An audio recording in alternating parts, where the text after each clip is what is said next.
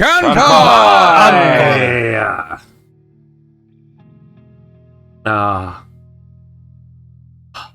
Cheers. Here we go. Cheers indeed. So, welcome to Kanpai Cast number 50, which is iconic movies with our special guest, Raum Dellamorte, who is, on this special 50th episode, he is actually my best friend that I've known forever and ever and ever and ever. Although, you poor sod. Yeah. Although he's moved all the way across the country now, so I never get to see him anymore. Raum, tell us a bit about yourself. What do you do on the internet? You do Twitch, right? You do Twitch stuff? Yeah, I got Twitch going on. I make AMVs like once every decade. I'm trying to improve that. Not trying very hard. And what games do you play on Twitch? So what I've been doing lately that's actually starting to get me closer to actually being an affiliate is the Talos Principle. And right. I was supplying the entire internet's Talos Principle addiction like last Sunday, or yeah. It's like when I played through the Myst games and I was getting all the Myst traffic, such as it was. But nobody wants to watch Myst. Yeah, apparently. Except for Silent Hill fans. Silent Hill fans? Oh! Right. Yes. And what would you say your favorite anime is? Oh, God. Favorite of all time. It's gonna be Chobits. I know it's gonna be Chobits. No, it's not Chobits. I always will have a special place in my heart for Chobits, and screw you guys. But what? I like Chobits. Because He likes I've Chobits. seen what you had to say about Chobits. I've seen it. All right, but I really like Monster. Yeah. Oh, it's so good. That's the first one that comes to mind, so that's probably it. Yeah. And then as far as like movies go, because that's what we're talking about today. I don't know how to pick favorites, but the two that I watched most recently because they were like what really popped in my head thinking about iconic anime movies. Akira and Princess Mononoke or Mononoke Hime. Yeah. Those are two very grand choices. Yeah. They are at completely different ends of the spectrum, but both amazing. Yeah. For different reasons. The Akira was just the commercials for Akira alone were what sort of changed my opinion. Part of what changed my opinion in my youth from Japanimation is awful to anime is great, you know? Yep. Yep. That and Vampire Hunter D. Yeah, and Vampire Hunter D. Right. Which I failed to rewatch recently. Oh well, it's free on it's free on YouTube right now. I'm pretty sure anyway. Really? Yeah, both the dub and the sub. Yep. All right, so we can pause this and go watch. Yeah, we'll go spend 2 hours watching. Yeah. Watch it on double. We'll watch it on 2 times speed or something. Right, let's get into the housekeeping. So just to remind everyone, we do have timestamps and chapters allowing people to navigate to the sections of the show they're interested in. They are below us. I can't point, but Rom can point. Rom can point. Can you point down for me? Thaylien can point too. Yeah. Shit. Everyone can point. Everyone can point but me. Nope. Oh, so close. There you go. Anyway, so they are below the video. You can navigate to the section you'd like. There are also timestamps in the description, so you can look at those and go to any. So Thaylien is usually very kind in helping us make sure those are perfectly placed. So some of you might have noticed that I have a very the old background. I'm back in a static synthwave world. That's because we spent 2 hours this week troubleshooting the poorly loading backgrounds. Like last week was just a disaster. And it's our hope that we finally squashed it, but you still might notice the occasional slowly loading image. We have a solution for it, but it'll take Xeno some time to get that built in. So I next week I should have a more active background. I just forgot to set it up for this this layout. So yeah. We're doing some iconic backgrounds. That's what it is. Yeah. Iconic backgrounds. Okay. Your background doesn't have to move. It's fine. Yeah, it's fine. Yours doesn't move, really, does it? Yeah. Oh, you got some twinkles though. The twinkles. I like the twinkles. Slightly bouncing mushroom as well. Indeed. It's just built into Twitch. I mean, not Twitch, Discord. Is it? Whatever Interesting. Interesting. So right, our next item is about the show Harem in the Labyrinth of Another World. So we recorded last week's episode after only 3 episodes, because that's what we do, 3 episode. And Loz and Xeno gave it a recommendation of acquired taste, but turns out that show had another agenda. There's a very detailed naughty scene in episode 4, and this is when Xeno and Loz discovered there's both a censored and uncensored version of the show, because Xeno watched the censored version, and he was like, he was talking to Loz, and Loz was like, "What do you mean censors? I saw everything. I saw it all. Can't unsee it." So if you're interested in watching Harem in the Labyrinth of Another World, make sure you understand that there will be nudity. I don't know how graphic it is. Unless you see the censored version, then unless you see the censored version. Yeah, you could look for the censored version if you're still interested in it, but don't want to see the naughty bits. Yeah, so, please do this information as you wish. And finally, as always, we'd like to ask everyone to like and leave a comment on the video. Even though we're just starting the episode, go ahead and do it now, before you forget, because you will forget. And then once you do watch it, maybe leave a comment and tell us what you thought. Because every little bit helps with YouTube's algorithm. It hates everyone. Let's face it. Yeah. Alright, so that is it for the housekeeping. Shall we get to the news? Yep. Anyone have anything to say before we move on? Well, it's just more Nasuth talking, isn't it? It is more Nasuth talking, yeah. It is more Nasuth talking. He's nice enough anyway. This is my day. So we do have actually quite a bit of news. I'll try to get through them as quick as I can. And let's get the bad news out of the way first. COVID is making a resurgence in Japan, because of course it is. We have another delayed anime, Uncle from Another World, everyone's favorite new anime on the block. Episode 5 has been rescheduled to August 17th, with plans to continue as normal after that. Oh, what the... Yep, I know, Xeno, I know, very disappointing. Yeah. Okay. Yeah. So we just so happen to be talking about Mononoke Hime, and we're lucky enough to have them in the news. In celebration of its 25th anniversary, Donguri Republic is selling fridge magnets that look like the mounted heads of several of Mononoke's friends. Here we have, if it'll work. Hello? You have to go to small mode. Oh, of course I do. All right. Right. So that's you can see them better in Asset 2, right? So that is from upper right to lower left. Moro's. Oh wait, it went back. No, there it is. Okay. Moro's pup, the forest spirit, and then on the lower row we've got Nago, Yakul, and San. They cost about 1,320 yen individually, or about $9.68, or 7,920 yen, or 58 US dollars for the full set of 6. If mounted heads are too gruesome for you, you can also pick up a plush Yakul instead. Oh, Now that's what we're talking about. Yeah. That's adorable. In it. Good news! The podcast's greatest enemy, Overlord, the Overlord light novels, end in just 2 more volumes. Oh, that's rude. That is rude.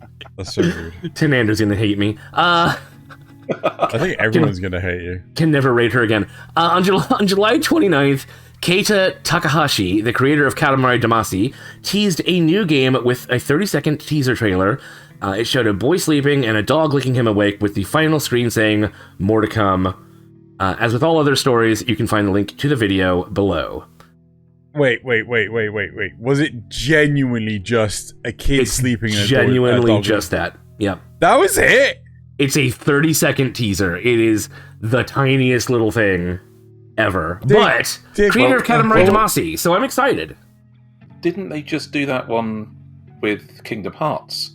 It was literally just Sora asleep, and then Pluto licked him awake. What? Yeah, but that's like an established That's one of their IP. teaser trailers. No, that was for Kingdom Hearts 1. Like, for one of the teaser trailers, it was just Sora being licked awake by Pluto. No, but Pluto's an established character in the I was about to say the DC universe, in the Disney universe. So, like, you know who Pluto is. So it's going to pique your interest. Twist on the Super Pets. Oh my god, they could actually have Marvel characters in Kingdom Hearts now, couldn't they? Oh dear Yes. God, He's let's a big not, guy, let's but not. he's no longer a plant. And Darth Vader. Yeah. I should Continuing probably... not to. If I hit clear, will it turn off the background too? Yeah. Oh, okay. I'll leave it there for now because we've got more assets coming. So you get to just enjoy this plush for now. I like it. The new Call of Duty game codenamed Project Aurora. I know, Call of Duty, right? You wouldn't think we'd be talking about it, but they unveiled a new logo. And Gundam fans immediately noticed it looks eerily similar to the. So this on the left we have Project Aurora. On the right we have Amuro Ray's personal emblem from Mobile Suit Gundam Char's Counterattack. Surpass Metal Gear. Yes. Mobile Suit Gundam. As of recording, Bandai doesn't seem to care, and Activision hasn't made a statement. So Wow. they are clearly a little different, but not very much. I mean, I don't think it's transformative nearly enough. Yeah. To be fair, it's the letter A. Yeah. Can you really copyright a shape like that? I don't know. I think you could. Probably. I mean, this is the amazing thing about the American judicial system. If you've got enough money, you can argue anything. So true. And So true. so you've got different proportions on the links when they're the points that are coming out. Yeah, clearly And the Gundam one is thicker and one is red, the other's Yeah. not. That's Yeah. more Yeah. than enough for the Chinese to declare it not the same. Yep. There you go. Yeah. Speaking of Gundam, it's a shame Loz isn't here to find out that he can finally have the perfect toasty sandwich, branded with the logo of the glorious Principality of Zeon.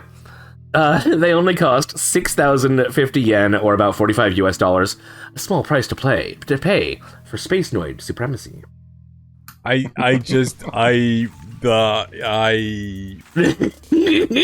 Oh wow, that's a thing. That is a thing. It is a thing, That's and now fine. you know about it. Certainly better than the Jesus toaster. Okay, moving on. Glorious Zeon.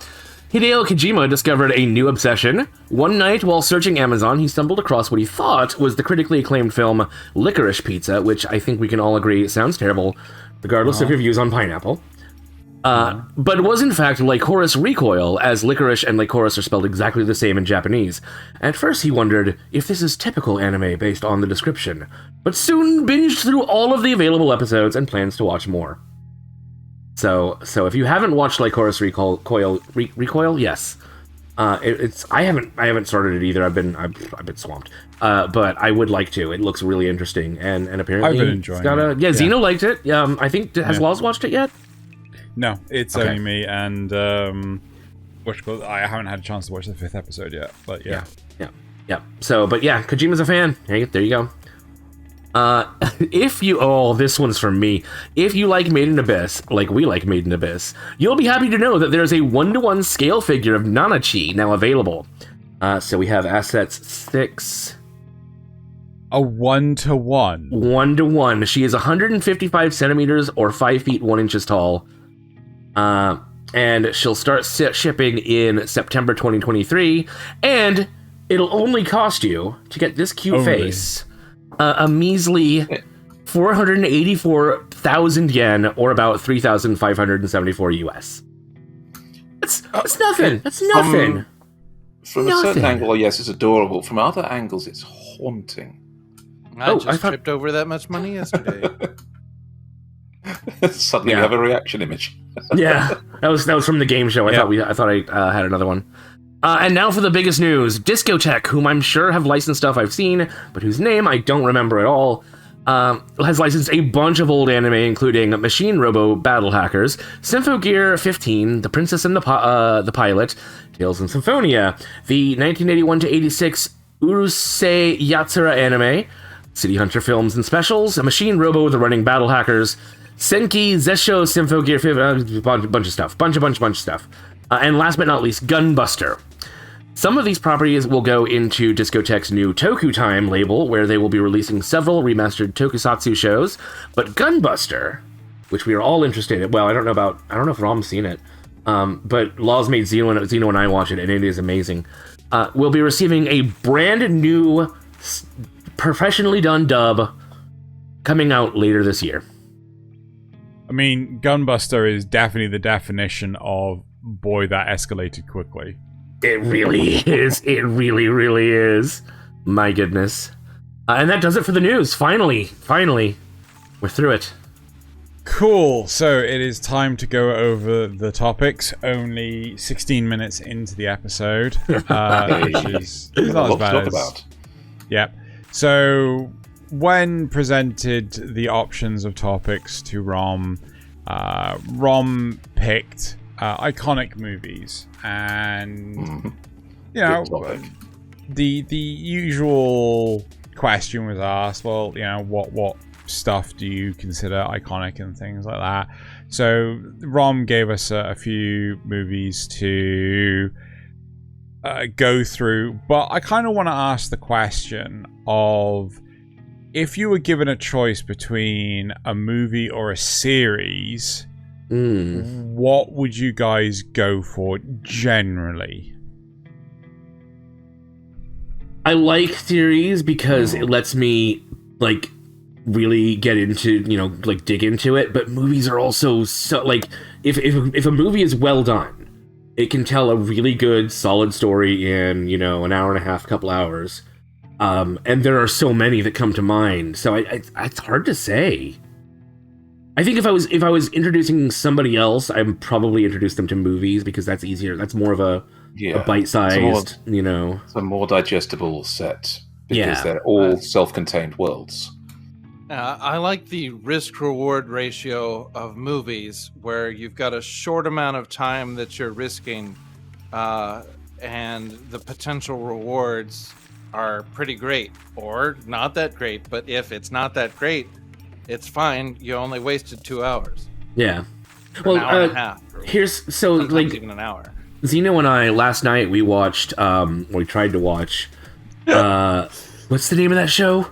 It was Hunter x Hunter. Hunter x Hunter. Yeah. 3 episodes of Hunter x Hunter. And just, I mean, couldn't take it.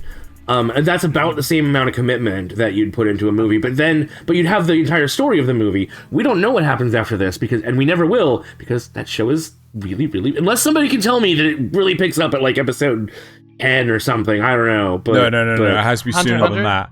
Apparently, it has. Sorry. Apparently, it has one of those epic things of the actual battle scenes are just fantastically done.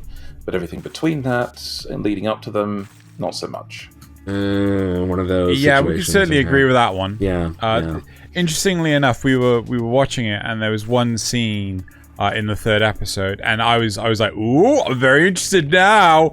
And then instantly it just shot all over it. And ruined it. Yeah. But I interrupted Raum. I'm really sorry. What were you going to say, Raum? I'm not really sure when I got into it, but I'm a few seasons in. The Hunter x Hunter? It's really good. But I can see why people wouldn't like it. I think it's... I said to Xeno, I think it's geared toward a younger audience. Like, if I watched Dragon Ball Z today, I would have a hard time... It's so dumb. I would have a hard time getting through it. It is really dumb. But, like, by the time I realized how dumb it was, I was already... You were already hooked. Addicted. Yeah, because you started watching it as a teenager. Like a young teenager. Hunter x Hunter starts off, like, the whole first season, I really don't know at what point I got hooked, but I kept watching it because I had friends who were watching it. Mm-hmm. And I guess it must have been after the first season to where I really started to enjoy it. So I can't necessarily recommend it, but if you force yourself to watch the first season, you might start to enjoy it. I kind of feel that ringing endorsements. That's not a Yeah. I mean, I wonder if I'm convinced. There's some of the characters that I really like. There's the clown guy who is kind of mysterious, and that's the one that actually piqued my interest. Yes, he's probably the most interesting thing about the whole show, and he's just spattered throughout just little bits. The main character is kind of a dork, and I guess I kind of don't hate that. But anyway, I think that's all I got. I was told the actual power system's really good for a for one of these shonen series. Anyway, let's move back on to movies. Sorry.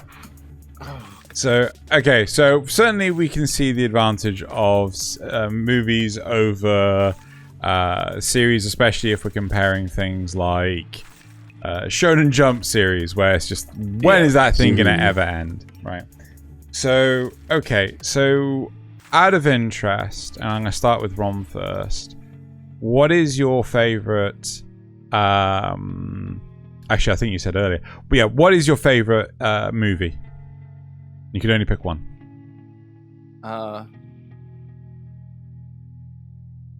Oh, I didn't think about putting Magnetic Rose in here. Right. Well. I keep forgetting about Spirited Away. I think I really love Spirited Away. Ooh. And I don't know why I keep forgetting, but I really, really love Spirited Away, possibly more than any of the others that I've just seen on this list. My memory is garbage. Let's talk about Spirited Away. And at that's my cue to throw in the towel. Here comes the hate. Here comes the hate. I fucking hate this movie. Okay, right. What? So. Oh, okay? Fine. You want? It just feels like it doesn't go anywhere. It feels like it's just all event, all fluff, no all spectacle, substance. No substance. Yeah. Yes, it's all spectacle, no substance. I know that Spirited Away has won awards and things like this, but I just feel I remember watching it, and I was bored out of my fucking skull. Well, that's a fair opinion, but come on, the spectacle is what the thing's about. It's not a dedicated movie with a dedicated story beyond it's an adventure. A series of unfortunate events, as it were. Lost and has to come back from it. It's not supposed to go anywhere. It's more of an exploration of the myths and spirits in Japan. That's it. It's an exploration of those myths. But it's a little girl lost in a world that she doesn't understand, and so I think that it's asking to understand everything that's going on is too much, because you're going from the perspective from a little girl who doesn't understand. But you're not saying you need to understand. It's more that you're bored. Nothing seems to actually connect. No, it's not just that though. But it feels like it's trying to be this mystical world building whimsy, right? While still trying to be a slice of life and actually have a hidden meaning and, for example, the big thing about Princess Mononoke is that, pollution's bad. We've only got one world. We need to look after it. The moral behind Howl's Moving Castle, which I could have sworn we actually had on this, is the fact that, you have to be true to yourself. You can't, lie. You can't, hide yourself away from the world. You have to be, have to live in the world itself. But, apart from, the moral of the story of Spirited Away, which is like greed bad, right? No. It's not a story with a moral. I think that might be why you're getting bored of it. No, it really is though. It's no different than the original old fairy stories, where the characters ended up, like Little Mermaid, dissolving into sea foam. There's not really supposed to be a happy ending. It's something that happened to this girl. No, but okay, fine. If it didn't have a happy ending, if she just continued to live in this world, I would have been fine with it. But the fact is that she comes out of it with her parents not remembering a single bloody thing, as if none of it had ever happened, right? Yeah. And it definitely Alice has in a moral Wonderland. behind it, because the very first thing that happens is they go into the restaurant, the parents start chowing down, they start, Yeah, they and they turn pigs. into literal pigs, Yeah, right? But that's not something that drives a moral. That's like don't eat the fairy food. That is, that's don't eat the fairy food in Phelan. But that's upping the fact that this girl is a scary adventure. Something she knew is now transformed and is horrible and is now has a consequence. Oh, it's kind not of actually like supposed to be it's not supposed to be the moral theme of it. It's in some ways it's kind of like Charlie and the Chocolate Factory, where the bad kids, things happen to them. They come out fine in the end, technically, but they're always going to have, like, if you could see their future life, they're always going to have this experience of a nightmare. But the big thing is, they're not worthy to inherit the chocolate factory, Yeah, right? That's Well, the huge thing behind it, because they're greed. I think you're taking this the wrong ways. It's no different than other shows, like an animation, killing off a main character to show that the bad guys are serious. It's So like when Death Note parents... killed the I can't remember his name because that show's so garbage. One of the morals is hard work. The little girl, she goes in there. She's out of her element, but they offer her a chance to work, and she works hard, and that's a very Japanese moral. Yeah, no, that's it. That's it. I think you're looking at this from the wrong kind of morals, That's it. It's the cultural moral of she goes there, she upholds all of the Japanese morals. She follows the rules. She's respectful. She's tactful. She's silent until spoken to in many cases. She only breaks the rules when it actually when it actually solves a problem, and she eventually sets things right by following the ethics of the Japanese. I would agree with that. Yeah. I don't like the movie, but let's hear Rom's side of it, like, because we're just gonna go back and forth and me just go like, "Fucking hate this movie, it's just shit." I don't agree with you. I don't agree with you. You can at least admit it's a visually beautiful movie, right? Oh yeah, aesthetically, artistically, animation-wise, it's fantastic. Don't get me wrong, but like, it just doesn't grab you. The narrative just doesn't grab. Like, take into consideration, I am a person that will, I could watch literal paint dry if it has a good plot to it, right? If it, you could. Is the paint lead-based? We must run tests on it to find out. Oh, this paint particle is attacking this other paint particle. Remind me to link you to watching Paint Dry Simulator. There's actually, so on a small tangent, there is actually a movie which is Watching Paint Dry, and it is 10 hours long, and to get a BBFC rating, somebody had to watch all of it. The whole thing, right? It was entirely made as an FU. Yep. Yes, it really, really, really was. But regardless of my FU approach to Spirited Away, what is Rom's take of Spirited Away? What are the things that you like about it? What are the things that you don't necessarily like about it? What makes it an icon in your mind? Okay, this is not that, but so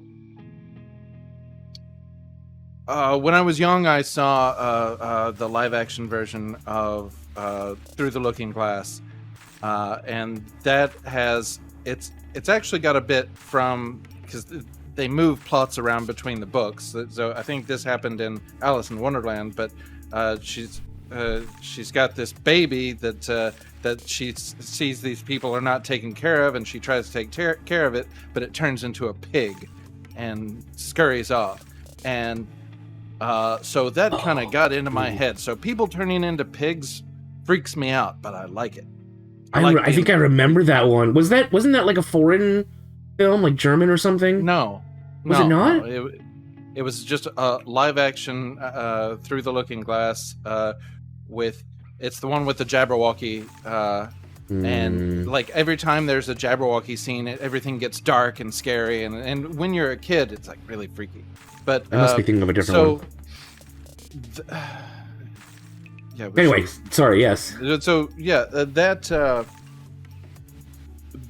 that may have affected how much I enjoy Spirited Away. It is kind of an Alice in Wonderland kind of tale, but with a very Japanese stent. Beautiful world, but sort of a dark undertone. It's got a very like they try to make things not too scary because they want kids to watch it, but it's got like it's just a scary thing that is happening to this girl. Well, I mean, even the no ghost that devours everything, and doesn't it nearly devour her at one point? It might. I haven't watched it recently. It chased her It chased her for sure. Significantly. Yeah. Yes. Yeah. So like there are these moments where especially if you're a kid, you'd be like, oh, I don't that stuff would give you nightmares. Yes. Okay. So I see the thing with the theme of greed in the movie. There is that. It does exist. That ghost thing. She's not greedy, and that's how she stops it. Yeah, she made the mistake of inviting the spirit in. That was the thing. That was her only mistake in that. She solved it by not being greedy and not wanting what the spirit offered. Yeah. Again, that's one of those powerful little things. That you can. There's a secret. Oh, sorry. Go ahead. No. That you can solve things by actually doing the right thing. Yeah, and that carries out throughout the movie. There's different little problems that arise that she is the solution to just by honesty and being good. And well, that's got to be rare for a little girl, right? But she's a role model for other little Japanese girls. Do you know what this actually makes me want? Is on Xeno's Discord, which you can join from the links in the description. There was a recent little conversation about the idea of a series being made around the idea of a fae doing a power move by inviting a vampire to have a meal with them. Now, vampires can only come in if they're invited, and fae have power over you if you break their rules.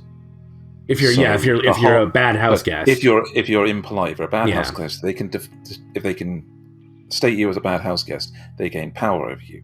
So it's a whole intricate dance between a vampire that's trying to bite the fae and trying to convince the fae that letting him bite her is being a proper house guest. Like that would be hospitality.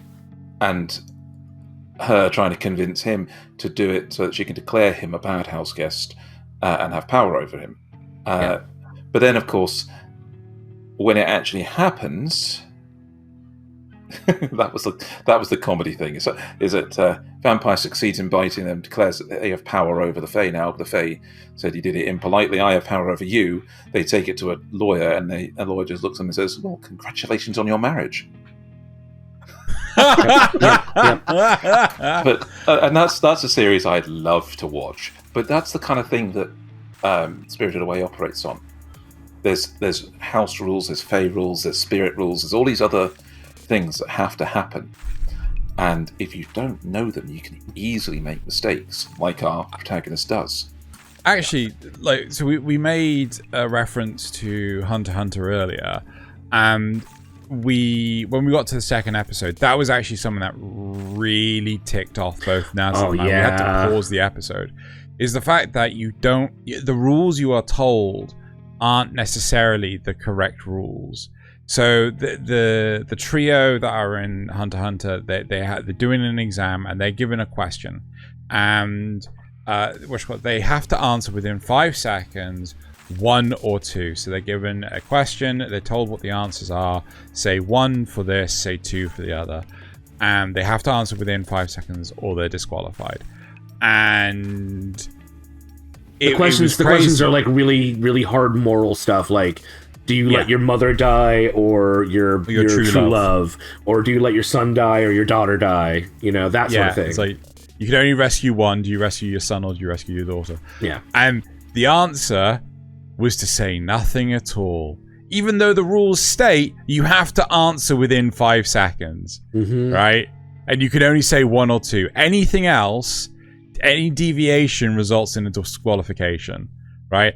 And it's just like, and they were supposed to say nothing at all. It's like, this is just fucking bullshit. And this is the sort of thing that I dislike. It's like from then on, you can't trust any rules. You dislike the mind games thing. So. Well, it's that you can't trust any of the rules that they ever tell you from this point on. And this is supposed to be, a hunter test. You're supposed to be, they're supposed to be testing you. And it's like, you can't have a proper test if you don't have the actual rules. If you don't have the, Yeah, otherwise, they're testing the instinct that both answers are wrong. Then why would you answer with one of the wrong answers? Because they said it's the only way to get forward. Yeah, it's no, but that's the point, though. If you're questioning the exam, how can you be judged fairly on the exam? How can you ever trust any other part of the exam ever? Well, you can't. You've got to follow your instincts. I'm gonna follow the rules of Ash from the Army of Darkness. This is my boomstick, and it will answer all the questions. And I suppose going back to Spirited Away, that was part of the problem I have with it, is the fact that the rules just keep on being ambiguous, and it's just like, I have decided you have met the criteria. You may go now. Just arbitrary. Okay. I understand that sentiment with Hunter x Hunter, because the entire first season is them being in school and the rules are stupid. And most of the animes I see where there's some kind of like superhero school or some, like the rules are always stupid. Or most of the time, I don't know. But or ignored. But in Spirited Away, I go back to, this is a little girl, and so if you're seeing the movie through her eyes, the rules wouldn't make sense, and so I have no expectation of the rules making sense. Because did all the rules make sense to you when you were a kid? That's a fair question. Okay, I think that we can fully establish that there's a bit of a divide here, but you can see why this is Rom's favourite. Yes. But I want to take that question back onto you, Xeno. Just the three. There's the three of us. Favorite movies from the three of us. Let's start with out of this list. No, I mean favorite. Just in general. In general. Favorite anime movie. I've got to say, I really feel it's the Cowboy Bebop movie. Like, but it's a toss up between the whole feel of it. So like, there's a number of films that we have on this list. Like, Akira is phenomenal. It is so goddamn good. But I just wish there was so much more of it, right? Ghost in the Shell, I love, but the series holds more weight to me. The Girl That Leapt Through Time was fantastic. But I think what makes the Cowboy Bebop movie so much more special is the simple fact that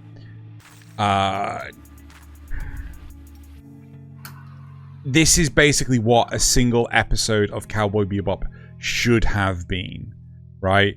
The fact that they actually have to find their bounties, they actually have to hunt for their bounties, they have to follow clues and things, is so important. Yes, that's true. And do I'm you gonna have a have to woman watch that can kick your ass? Sorry, I something have about not seen the asking. Cowboy Bebop movie. Really? I have not. Oh, It's- yes. That's a must-watch. Yeah. It really Gonna is. have to watch. We're gonna have Just to watch this sometime. because You're Anybody. selling it, Xeno. Doesn't I gotta matter. admit, you're selling it. Oh, it it's really doesn't matter good. who you are, everybody wants to be Spike Spiegel in the corridor scene with his broom. Mm-hmm. Yes. Yep. Even if you haven't seen yeah. the movie, you probably know that meme, Rom. Nope. Oh, I love a Wow. woman who can kick my Yeah. ass. Yeah. Yeah. Never. We won't go into the meme because the meme goes a long way. It does. It does. Yep. The Yeah. So I that's don't know that's most a memes. good choice from the list there, Xeno.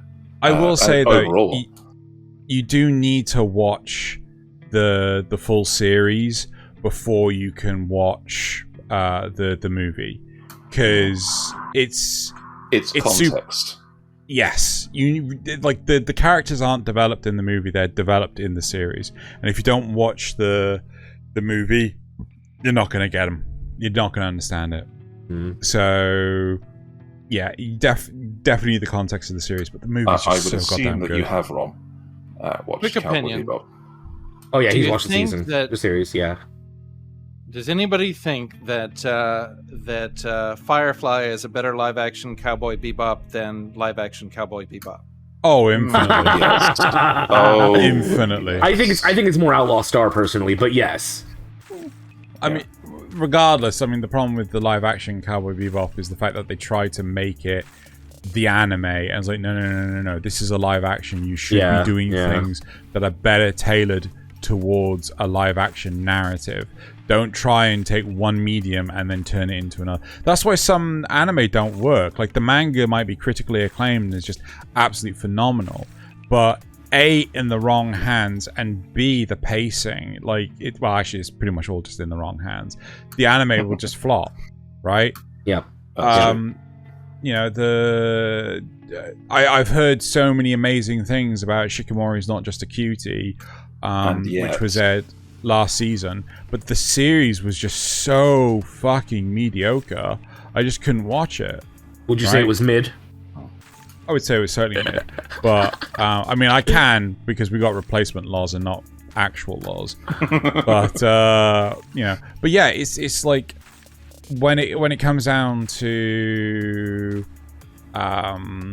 the live action Cowboy Bebop, like, they should have made it an actual live action series, not a hey, we're going to take the piss by making it a movie. So what's it called? Just a 3D anime. Yeah. Effectively. I mean, you can have some anime aesthetic, like in the set design and stuff, but you gotta ground it in somewhat realism if you're gonna have actual people there. They did so many cool things with it as well. Like, I like the development of all the characters. Oh, even the But then- trailer was great, where they were showing stuff off, but you know. Yeah, but the thing is, they ruined it by just trying to do, you know, oh, this is the anime, and then they just changed the plot, and the plot was just like, wait a second, what are you doing with this? Yeah, it was just, what the hell? Didn't it turn out that the best of them was the guy that playing Jet? He was really good. It was really good, yeah.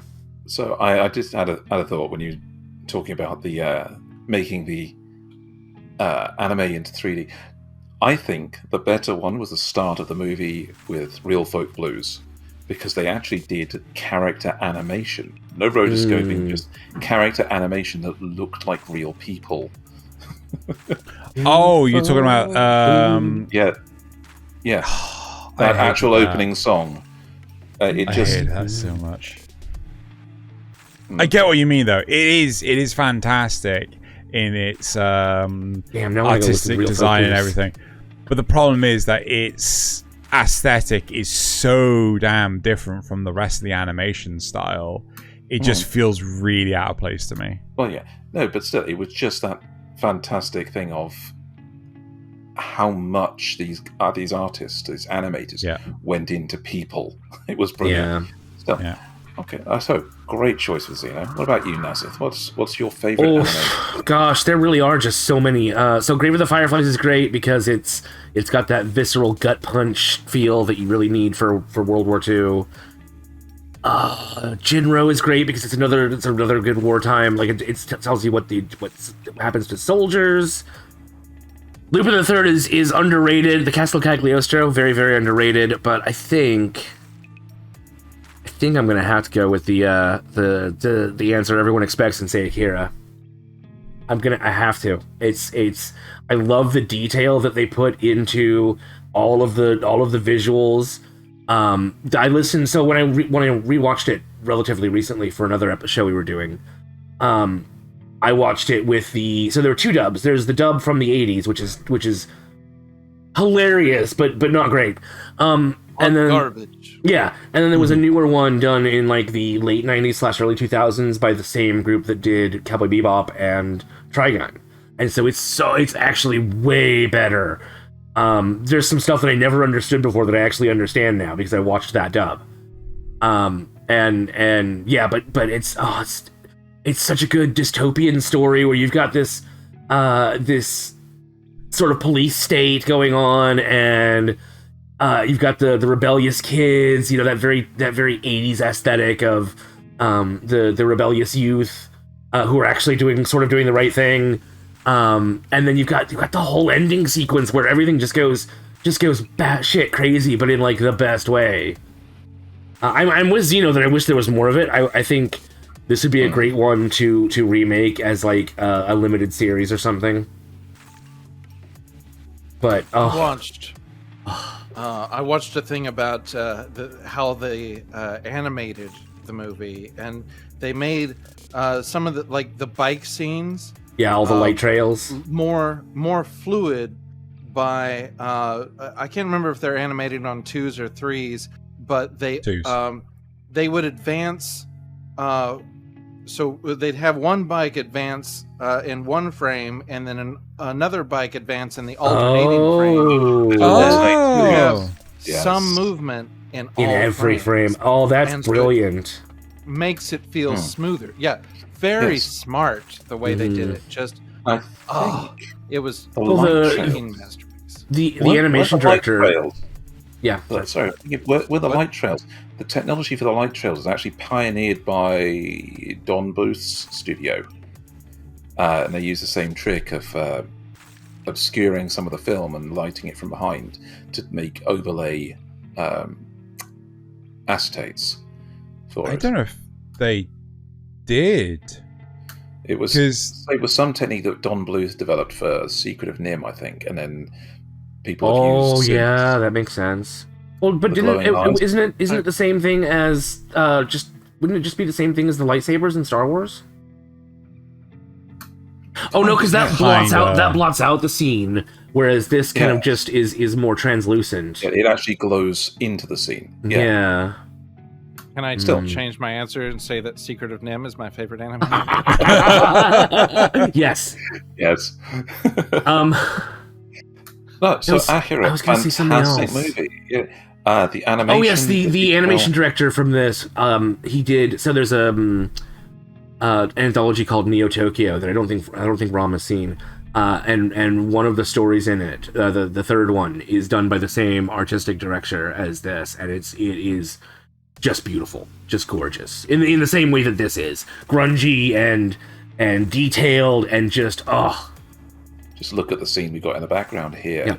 Yep. Every step, the stuff on the banisters, the tape over the sign. Yeah. Everything's there. That if you pause this movie at nearly any point, you'll see way more detail than you expect. There's even detail on the houses on the skyline.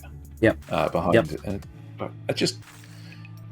it is a fantastic movie. For 88, I mean, for 88, it's just amazing. It's kind of ahead of its time.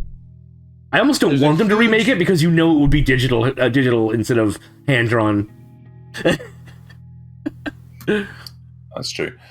One of the things the movie does is it displays the gap between the wealthy and the poor. The poor are just it's like a post-apocalyptic future that they're living in, versus the rich. There's the scene with the bike crashing through the window of the fancy restaurant. Like they're all in finery and having a nice evening, and the poor guy gets run over by a bike. You wouldn't expect that. Meanwhile, there's literal protests and riots going on in the streets from people in rags. Yep. Yeah. Huge another class difference. 80s theme that seems to be resonating again today. I don't know. Yeah, to be fair, these things do come in cycles. So Thaylien, what about you? You put this onus on us. What about your favorite movie? My favorite movie, if you can dig it out of the list, it's not on the main list, is Redline. Oh, we do have that. I believe Yes, so. we do. Yeah. We do have that, but the I'm not sure which one it is though. Xeno probably knows. I got middle left. I got So it. middle row on the left. That's I got it. He got it. It got. He did it. He done did it. Yep. Okay. So, Redline to me speaks of all of the anime tropes done well. It just the energy that this film has, from the soundtrack to the ridiculous plot to the details you can get out To of the hair. Yes, the hair with the duckbill. It just everything about this just exemplifies what I expect when I look into an anime movie. Well, an action movie of some kind. If I'm looking for a rom-com, if I'm looking for a fantasy, but Redline. If I wanted to show people what anime really could do, it's Redline. There's the same, almost the same quality of detail that you can get out of it. It really is, yeah. I know when Redline was in development, I think it was in development for 10 years or so. Oh, wow. And as a result, what happened? I don't think it got cancelled, but yeah, it's just down to like the sheer volume of Man, look at that scene. detail that they kept on putting on. Yeah. So because of all the detail, it delayed the whole process of getting the film out and things. So, but it looks phenomenal. But I remember like some of the crazy warping that they've got when the cars are going like super fast and stuff. They manually did that by hand, right? There weren't actually any special effects or anything in place to, elongate the shot. It was just, there we go. We're hand drawing all of the cool special effects and things. Yeah, no, it's just when you look at it, anytime you're looking at it, something is going on. Just walking down a street, there's people walking, there's conversations going on, and whenever there's not something going on, it's for a reason. Held shots are always done to bring in mood, and pan shots are always done for specific effects to draw the eye. Just from the opening, you get the entirety of what this movie's about.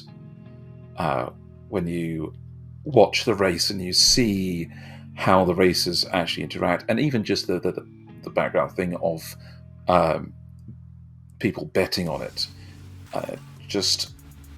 it really does give you everything in your face and say, this is what we're actually talking about here. In your face as the boobies are on display on screen. Oh yeah, yeah. Please, boss and boy, please, in my face, thank you. Okay.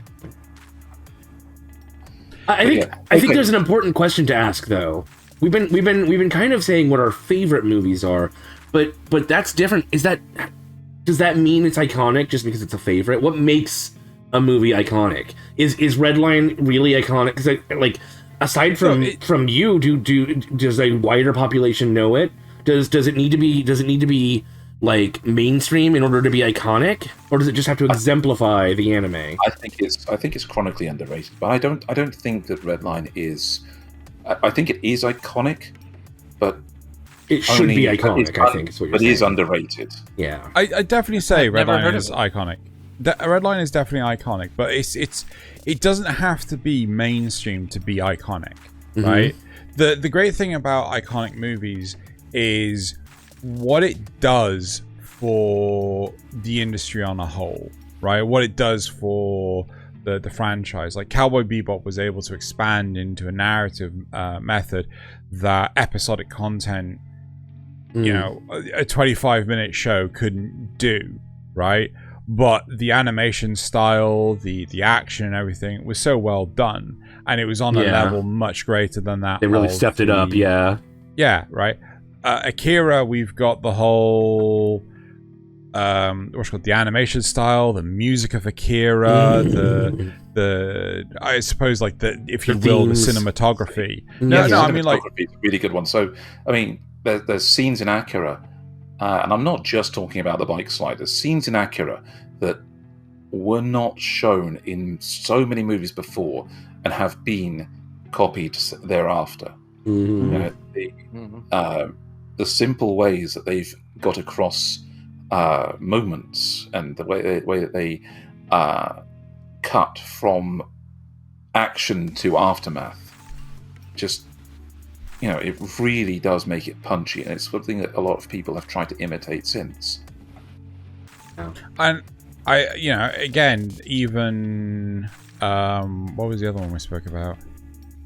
Redline, Akira, Spirited Away, Girl Who Went Through Time. Well, you know, Spirited Away again is another one that, you know, it's what it did for the artistic side, the artistic visuals of how to tell a narrative. It was really, really amazing. Similarly, if the story it tells hasn't been told before that in the same way, that also example, helps. A whole load of everybody knew. Everybody in the West watched Inception and enjoyed and liked the concept of it, but you know, a few years before that, Paprika existed. Yeah, sorry, a few years before that, what existed? Paprika.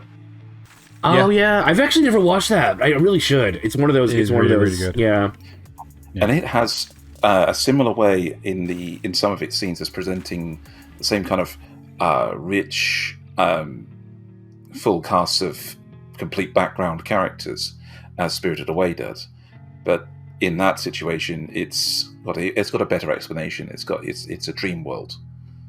So that's why you didn't do Inception. Okay, got it. Well, no, Paprika's general plot, without any spoilers, is that people are committing crimes by linking dreams of other people. And Paprika is a detective who goes into dreams to bust these crimes, and she's a specialist. I know it's done by the same person that did Paranoia Agent, but to me it's a better. Sorry. And then I could hear again. Very, very exciting. It's I would say it's a better Paranoia Agent. But right, so we've spoken about what makes good iconic movies. I want to talk about a movie that Rom has brought to us that that ending. So I want to talk about Neon Genesis Evangelion End of Evangelion. So Rom didn't actually recommend this. I did. God damn it, Nasuth! Yeah. I mean, I still recommend it. Yeah, he agreed, but yeah. Like, I love End of Eva. Oh my god. Have you watched the new movies? The 4 new movies? Probably not. Oh, you should sometime. If it's been in the past 10 years, probably not. Okay. No. It's a good take on the Evangelion. It's a very good set of movies. But let's talk about this movie. Yeah, this one. The actual End of Evangelion. All right. Yeah. End of Eva is the one with the white... Yeah, the production line. Evas. Yeah. Oh, my God. That moment. Yeah. Like, that movie makes me cry. Is it the ending that makes you cry, or is it some other part? It's Nausicaa. At the end? Really? Yeah, like when she's being attacked. Ah, yes. Like, okay. She's fighting these things. she basically destroys all of them. She's getting damaged in the process, but then they start regenerating, and they come after her, and they throw their lances, and she's like pinned down, but she's not dead yet, and her Ava should be out of power, but she reaches up, and the Ava reaches up because they're so at that point they're probably 100% linked. Yeah, she's close. She's close to creating another impact, I think. Yeah, and her arm. That scene makes me lose my. Are we allowed to cuss? Yes. Oh, yeah. Right. Yeah, no, I'm with you. I'm with you on that one. Yes. Yeah. Oh my god! It's that's the only other definition of winning in the game mode, but losing in the cutscene.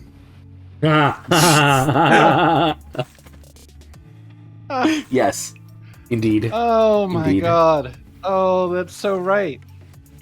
But the only other anime that I can think of that really does that to me is the dog and little girl scene from Full Metal Alchemist. Okay. We don't talk about the Chimera.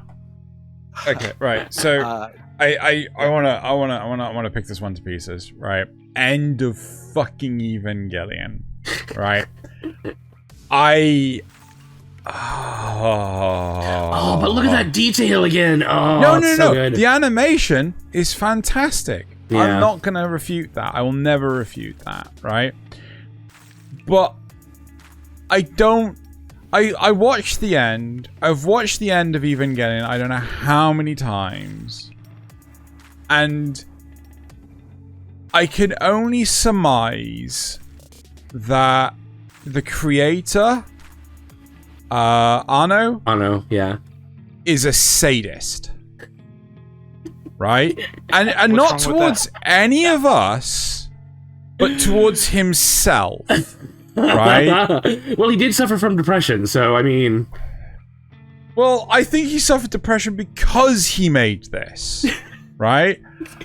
And, I mean, sorry, that's trivializing it, and I don't mean to trivialize, but regardless of that, honestly, the fact that the whole state of affairs, what is Shinji even fucking fighting for? Right? Daddy's approval. Is it, though? Because Daddy wasn't left behind when he killed everyone. When he wiped the planet clean. No! Oscar was left behind. It was the bloody girl that gave him the most mental abuse in the entire goddamn series! Yeah, but you know, Wait, are you into saying that you didn't fall in love with Asuka? I certainly did not. I certainly didn't see her in the hospital, but that's. I think the whole point of End of Evangelion is that Shinji doesn't know what he's fighting for, and that even at the end, while he saved, one person, he still turns over and tries to kill that person. And it's. Oh no, I get that, right? Xeno, and do she you does understand that life is meaningless? Because life is. No, but life is not meaningless, right? It is. But I mean, let's talk about. Okay, fine, to a depressive, sure. But let's talk about Gendo's grand master plan, right? His grand master plan to bring back, his wife by rewriting the world, and his entire grand master plan was on an unstable 13-year-old boy. That's his own offspring. Well, yeah, that's you got to use the kids because they have the highest emotions. As all those also a really close connection to his wife. Yep. But as all those hormones are kicking in, their emotions just go crazy. You don't really have that as much when you're an adult. You kind of settle down a little bit. I mean, like you say, that Shinji had a close connection to his mum. Right, but we only see one depiction. I may have phrased that wrong. So she has a close connection to him. and she's the one that he's trying to bring back. He does have a close connection to her, though. He keeps plugging in, just plugging into his mom. Oh my god! Shut up! Shut up! DK makes one joke and you fucking go with it forever. Well, yeah. Right? I just find it so perplexing how much this film went off the rails, fell into the ocean, turned into a submarine, imploded, and then the explosion from the implosion launched it into space. Yeah. That's how off the rails the fucking movie went. A lot of dead seamen. But see, that can be fun sometimes. That can be really fun sometimes. When everything just goes crazy. No, but the whole film is... It's like the whole series is based in realism. Right? You know, it's... No. So, okay, realism in the sense that if someone falls from a suitable height, they will not get up. Right? Not stylized to the point of... You know, they fall from a stupidly high height, they get hit by a truck, and they survive somehow, right? They just get up and shrug it off. They're not like, you know... But the whole series of Evangelion is supposed to be a deconstruction of the whole giant robot genre, so it's got this huge basis in reality. No, honestly, it is. Genuinely, it is, right? It's supposed to have this basis in... be, but yeah... Well, I think it's just because people turn around and say, like, no, I refute your deconstruction of a giant robot genre. You know? I think it's about as deconstructing of the robot genre in effect as Devilman Crybaby's animation is detailed. No, I mean, take into consideration, right, that the whole point of a deconstruction is to take the stereotypical tropes of a specific genre and ditch them. Right, and rewrite the formula. Evangelion did rewrite the formula, but basically redefined it to itself. Consider what other giant robot shows are out there. Things like Gao Gai Ga and... I can't fucking think of it. Damn it, Loz, why aren't you here? I think Big O's... technically, yeah. Yes. Like, they are nothing like Evangelion. Absolutely nothing like it. Aside from having Shinji is picked because he's special for some reason. That's about as close as it gets, I think. Yeah, exactly. Like, can you name me another giant robot series where they have the whole power supply, like, you know, the giant robots are plugged in the back? I think there is one, but I think it came after Eva. Yeah. The big thing is that a giant robot series or is that a real robot series? I don't know. I don't even remember the name of it. It's just I have a vague memory of something like that. So, like, I feel that even though Evangelion is, like, really ground-defining, what the fuck, even? I kind of like a mindfuck though, so I'm all right with it. Like, I get what you're saying. I totally 100% get what you're saying. But I like it just calls to me. You strike me as being overly grounded to reality. Yeah, that seems to be like your problem with these movies. That and Spirited Away both. Just it feels like you're too grounded to enjoy them. I'm with you on that. It's the same reason that he likes shows like Shield Slice Hero. of Life. Oh. No, in the as far as fantasy goes, because the character actually has to work and do things to get their progress. So first season of Shield Hero, you know. But when it comes down to it, there's police in a pod, there's Ms. Kuroitsu from the Monster Development Department, there's, you know, that kind of thing. No, I'll happily watch completely whacked out off their skull. I'm actually rewatching Kill la Kill, and I'm absolutely loving Kill la Kill again. Right? It's fantastic, and that is about as grounded in reality as Tom and Jerry. No, you're right, but it does set its own reality. Yeah. So there's a difference of when you've got a show or a movie that is obviously in fairy tale land or something where you have a different set of rules, your expectation is just that it obeys its own rules, right? As long as As it long as it's bases internally the rules, consistent. Yeah, sure. Yeah. That's the phrase. Internally consistent. Internally consistent. You can suspend your disbelief that these things are happening, As long as as long as it's consistently happening. And most of the time, I'm with you. And a lot of times, breaking that internal consistency does ruin it for me. But now and then, every now and then, somebody manages to do it in a way that's just like, I don't care. How does your brain work? Oh, so you're saying negative or positive? Positive. No, I like it. Yeah. I like. I want to know how their mind came up with this. Yeah, sure. Just End of Evangelion, I don't think is one of them. No. But again, it was part of a series that, if you watch the series for the context of the movie, you get an awful lot of backstory, you get an awful lot of context, even though the thing doesn't really run on context. You find out who the characters are, and then it's a better ending than the series was. Yeah. And that's what made it important at the time. You know why it's a better ending than what the series was? Because it's actually an ending? Because I was going to say because most school children under the age of 12 can come up with a better ending than the series. Yeah. Was it the last 2 episodes you just they ran out of budget? Yeah. Yes. That's what I think happened, right? They ran out of budget. And End of Evangelion was a preceded down version of End of Evangelion was always intended to be the end of the series, but the problem was that they ran out of budget. They couldn't afford to do it, so they just did the weird mind fucking Congratulations! Yeah. On a wild tangent, right?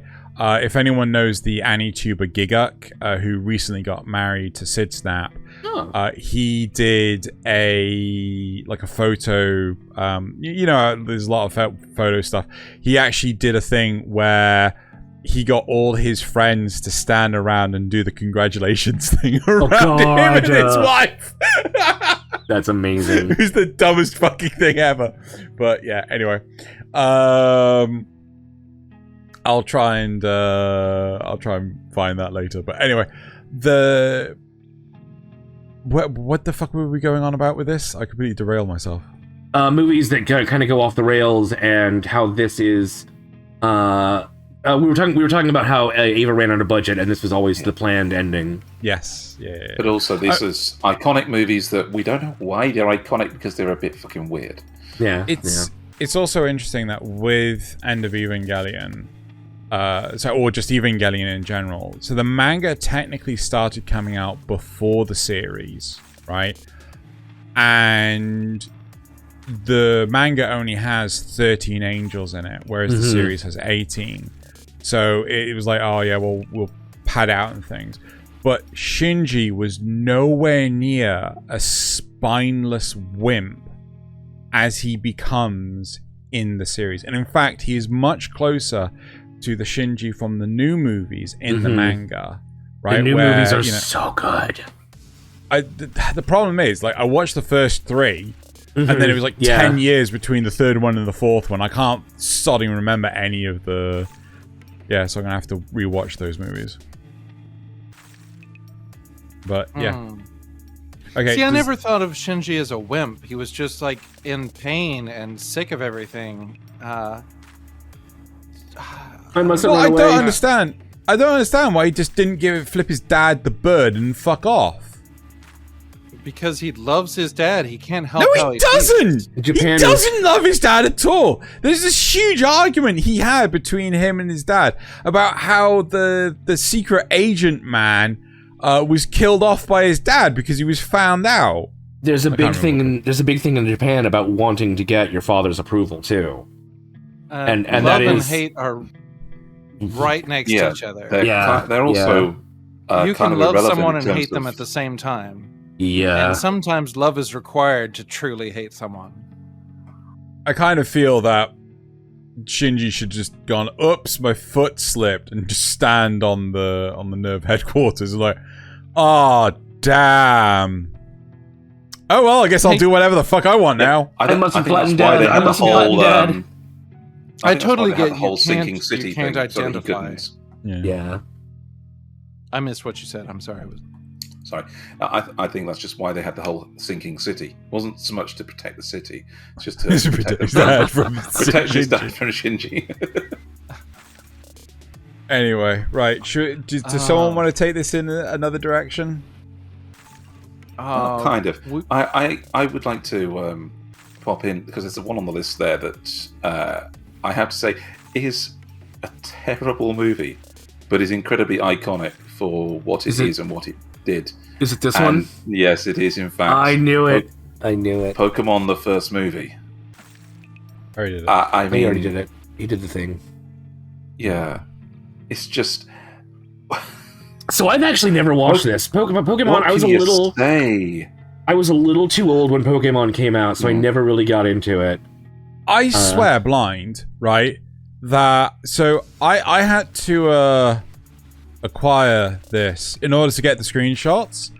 I swear the movie that we got in the cinemas is about a quarter less than what I had acquired. Really? I think it is. I think what you would have got is a extended cut version that was released about 2 years later. Really? I think so. Because again, this is 1998. It's not, it's not recent. But the thing is, you've got to remember how much an effect Pokemon had on the world. Oh yeah. They flooded every form of media with Pokemon. Yep. And it was a success because of how much they marketed it. It even spawned an episode of South Park, Yes. So when they actually... Oh god, yeah, it did. The Pokemon. Yeah. When they actually got to the movie, it was something huge at the time. And it didn't matter how bad it was.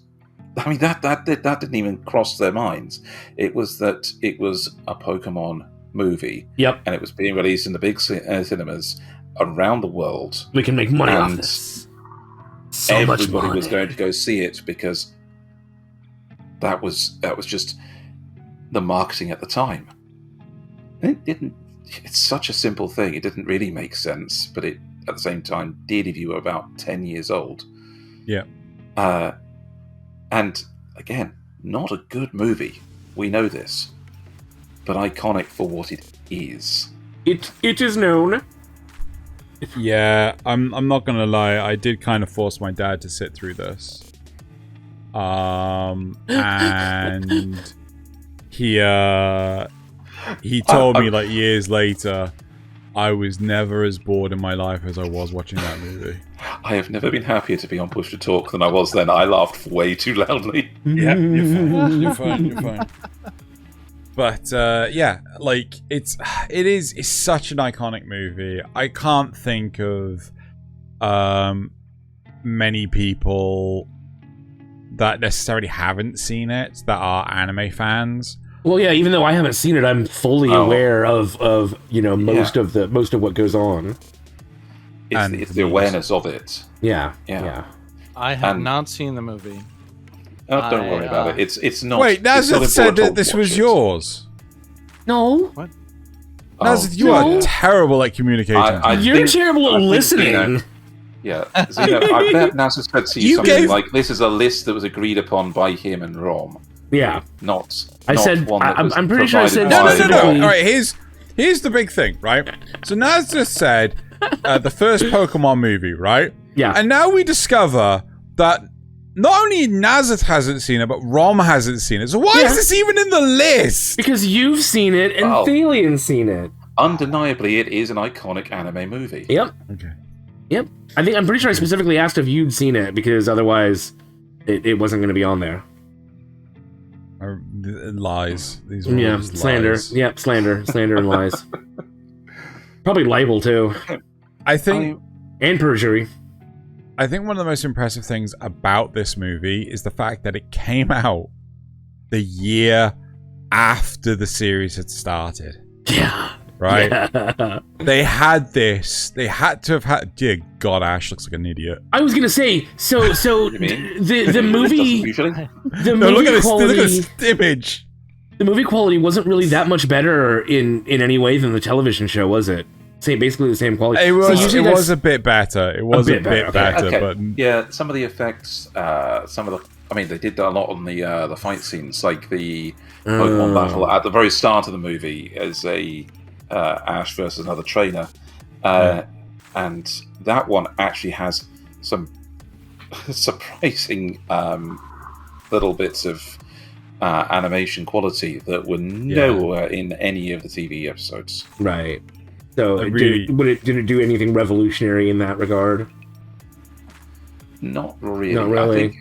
I think the way to describe it is it upped the game from the basic anime to a higher quality action anime. That was it. Okay.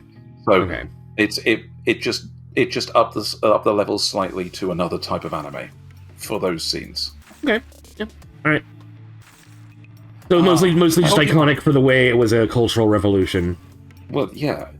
As Xeno said, it came out a year after the first season. Yeah. Which means that either they had it planned for this specific release,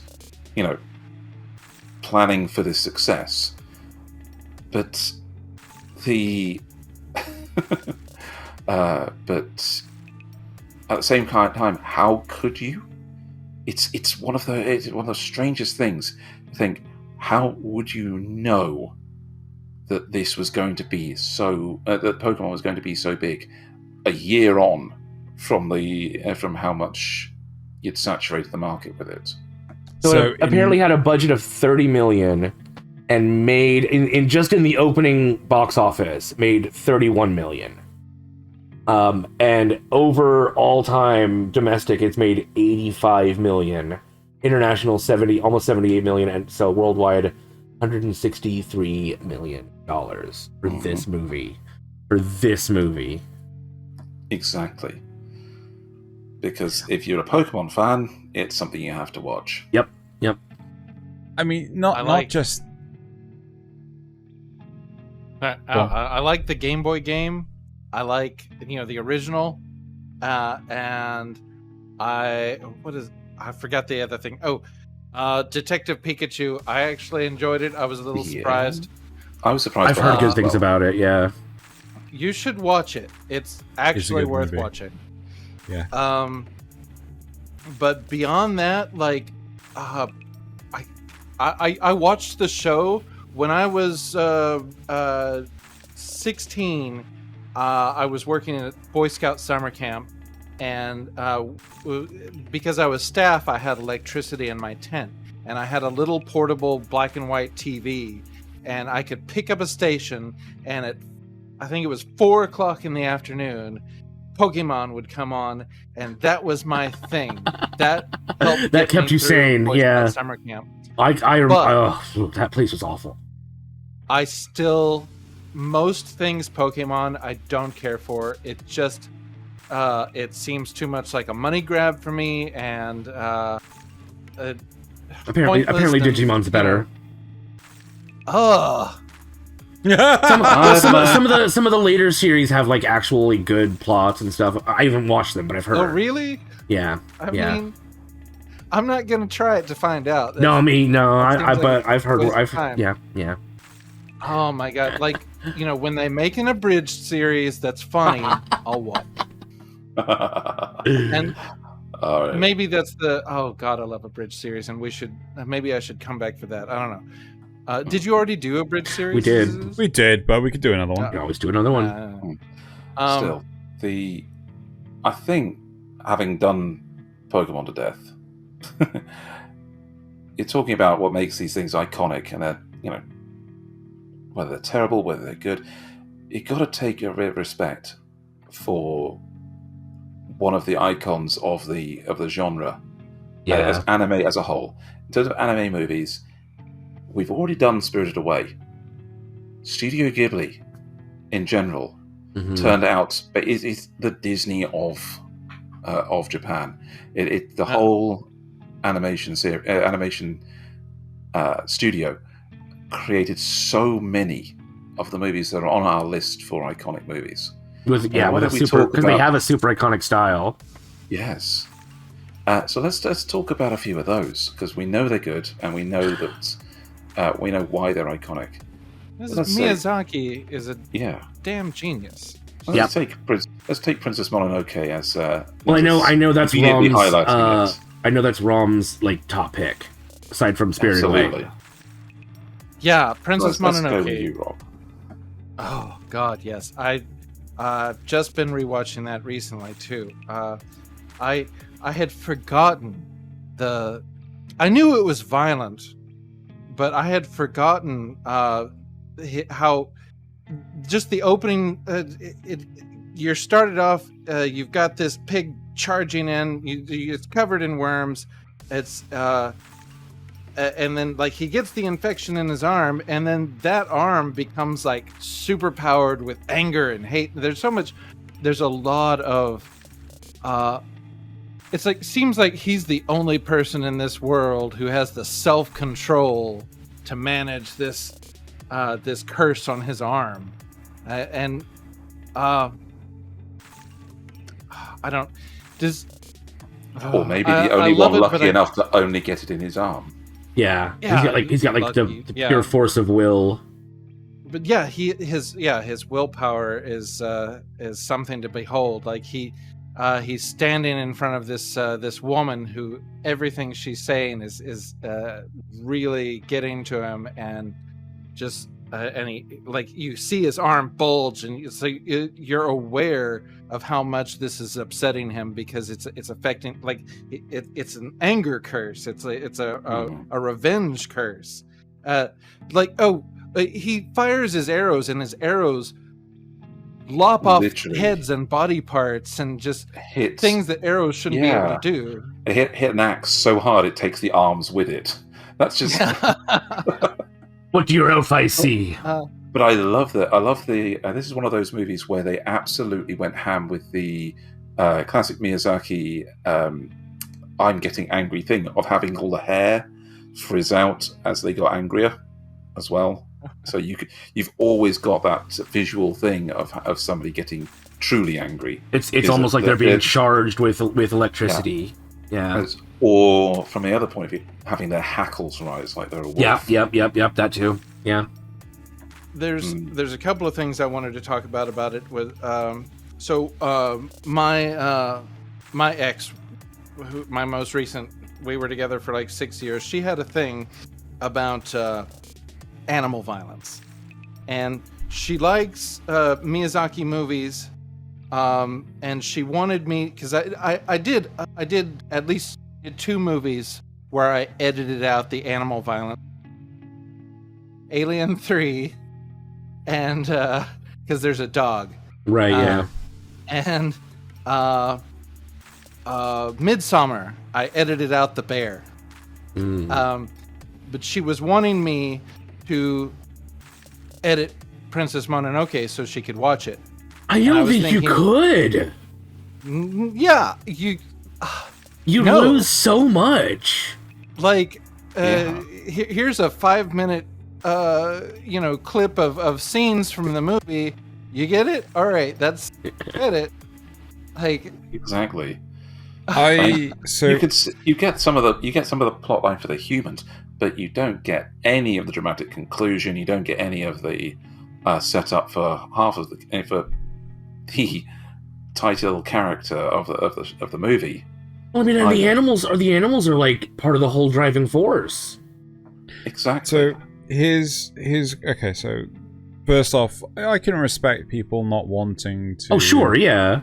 Yeah, but my question here is: this is, this is animated. This is 100% fictional. That you are so far removed from these animals being in existence, right? You say that the sanity of my ex-girlfriend? No, I'm saying you say not that all there. No. Regardless of that, right? Here's a question for you: If with I feel that when it's animated, that is like below the line. You know, you don't have to be as concerned with the nature of something if it is animated, right? If you're concerned about scenes of violence with if you're concerned about scenes with violence of animals, right? These animals never existed, right? Yeah, but if you're if you're looking at them as a character, the human brain is very good at creating empathy, even for fictional stuff. Like, look at a book. You read a book and you read about a character getting horrible things done to them, and it still it can still hit you viscerally because you become connected to these characters. You like them. So is the only reason why not to see a scene that depicts animal cruelty is because of the empathetic link you have with, somebody's with the character. It all depends on how much empathy you have and how able you are to control it. Okay, that was another direction I was thinking. Another perspective from this, Another perspective. I don't play war games. Okay.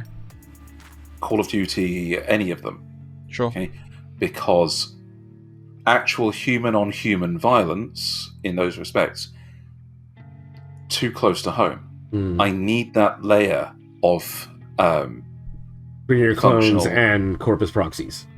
Something sci-fi. I could play TF2. I did play TF2 semi-professionally for a while because it is the cartoony thing. But if the reason I didn't like it was the violence, I wouldn't be able to play any of the games. But my question to you is that do you not acknowledge that the removal of the fact that people are able to play these games, these fictional pieces of art, allow them to release some form of tension that means that they don't go out and do some horrific shit that they could do. There was some time I'll give you the opposite of that. Don't you think that the desensitization of that could give you encourages you to? There's both ways. If you take it one way, you've got to take it from the other. However, it has been scientifically proven that just because you play video games, you're not about to go do some horrific things. It's all individual, right? Yeah, it's all individual.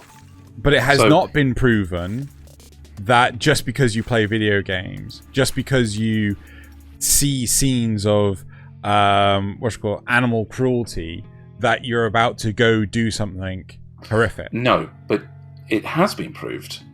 If you already have the predisposition to it, you still have the empathetic response to them. Yeah. Okay. That was the thing that I was not linking, right? So I appreciate that now.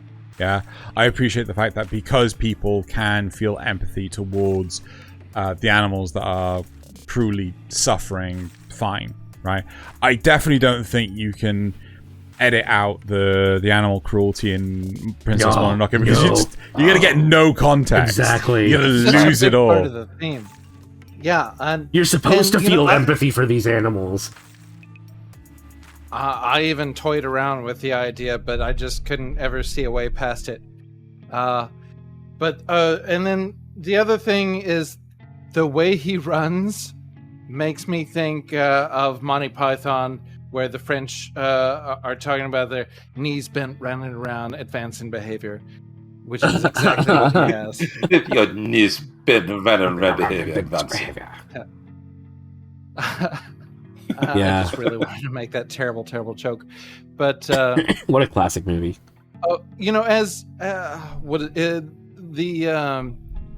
As the abridged version of the children's card game, Yu-Gi-Oh. Yu-Gi-Oh. Yeah, Yu-Gi-Oh! Abridged points out references aren't funny. No, it's true, but only in America. In America. Arise, chicken! Fuck. Chicken, arise! No one's gonna get that but me. I have no... Yeah. It's from Aqua Teen Hunger. Aqua Teen Hunger Force. Okay. Yes, it is. Yeah, but it's also... Yeah, that's... Yeah, it's a reference in abridged... Yu-Gi-Oh! Abridged to Aqua Teen Hunger Force, and then that I think is what led to another character or somebody saying references aren't funny. I don't remember exactly how it happened, but they were making fun of themselves for using references. Oh yeah. Love that. So going back to Princess Mononoke, yes, I do feel that this is probably one of the quintessential iconic movies in anime history. Much greater than Spirited Away. I think if there was only one movie that I would recommend to someone, not knowing their taste in anything, it would have to be Mononoke.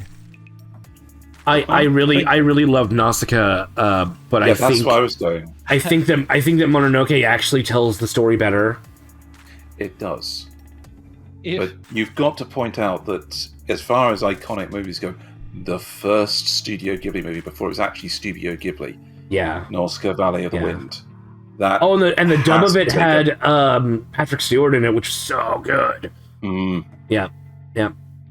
But yeah, it's Nausicaa is also amazing, but like I feel that Nausicaa is not as widely acceptable as Mononoke. Because Mononoke is like set in our world, while Nausicaa is a very different. I mean, even if it is our world, it's post-apocalyptic. Yeah, it's very sci-fi and very versus. A more grounded, is spiritual sort of thing, fairy tale-ish. Yeah, it's like a fable. Yeah, where. Because the sci-fi element kind of bars some people out. Some Oh yeah, and then maybe some people don't like fantasy too. So I guess there's that. But it's the fantasy is realistic fantasy. Yeah, exactly. It's grounded in this. These are forest spirits and whatnot. It doesn't really go. It does have its internal consistency, and it's balanced by the humans who are very very human. Yes. Yeah, and. It's another thing that it's very Japanese, but still understandable by other cultures. Mm-hmm. Yes, and I think that's important in some of the more iconic anime movies, as they help bridge the gap between the cultures, and they're so good. Or what I was thinking earlier was that they're grand and they earn their own grandness. Mm-hmm. Not counting Pokemon, the first movie. Yeah. Although there is that thing of reasons why people, in the same way that animal violence might turn you off Princess Mononoke, there is the fact that Nausicaa fulfilled a prophecy by coming back home covered in blood. Yeah. There's some stuff like that in there. I haven't seen it long enough to remember that specific. It's the prophecy of the blue dress, the person clad in blue in golden fields, and her dress was red up until the very end of the movie, where she gets covered in blood, blue blood, the blue blood from the critters. Yeah. Oh. Yes. Yep. Oh So, man. yes.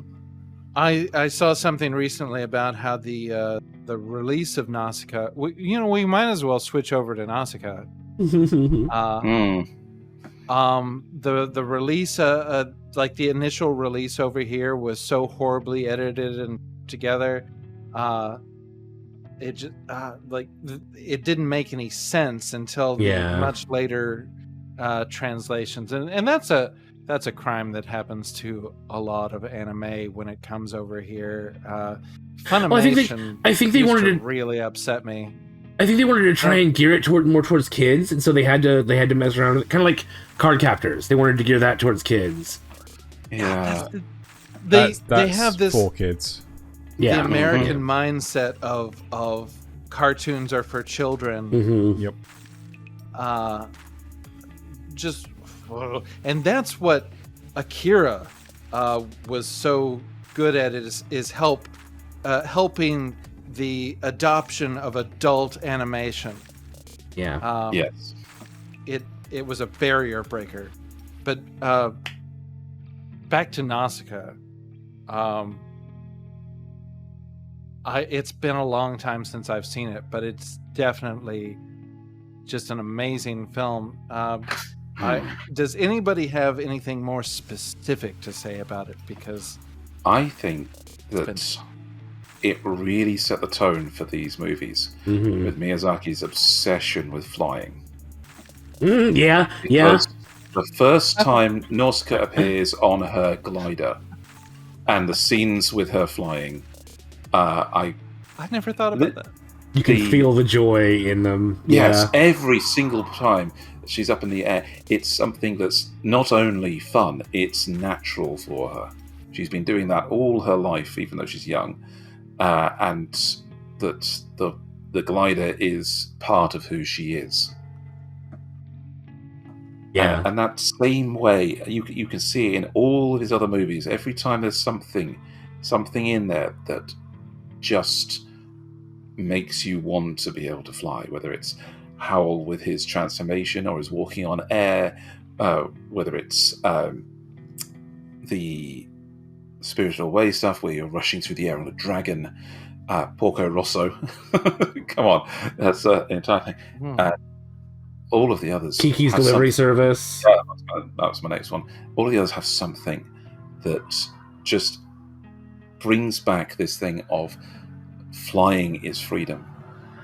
You just said Kiki's Delivery Service, right? I did, yeah. That was when Thaylien just mentioned the flying thing.